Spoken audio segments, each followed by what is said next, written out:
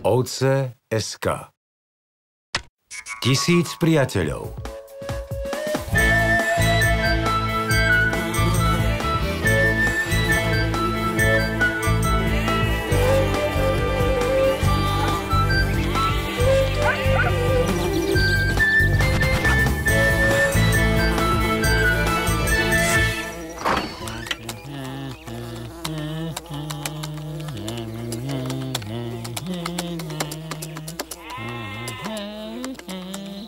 Jano, na oslavu sa už chystáš? Alebo budeš celý deň za počítačom? Nevyrušujte ma, píšem, ako ovce dojíte.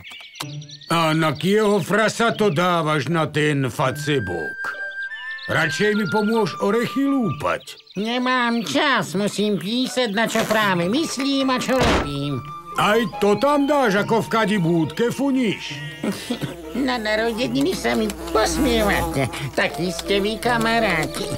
Však uvidíte, na stránke mám už 1000 nových priateľov.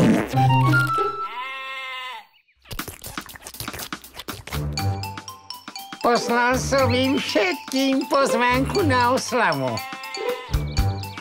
Toľko hostí, Hanciáša. Len aby sa nám tu všetci na tú veľkú udalosť pomestili. Od rána mi už darčeky posielajú. To sú ozajstní priatelia. A na čo, že vám je toľko vajec? To len s ovcami niečo v kuchyni chystáme. A kde máš darčeky od tých 1000 priateľov? Počítači predsa, tomu vy nerozumiete. Však večer uvidíme.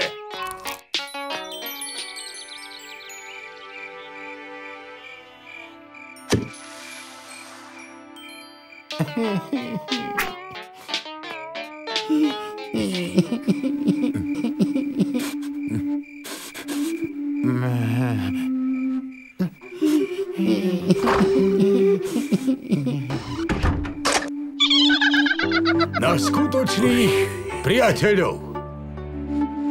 Nie je dôležitý počet priateľov na internete, ale koľko ich máte v skutočnosti. Počítač vám ich nenahradí. Tí ozajstní kamaráti pri vás stoja v dobrom i v zlom. Vedia vás objať aj podporiť.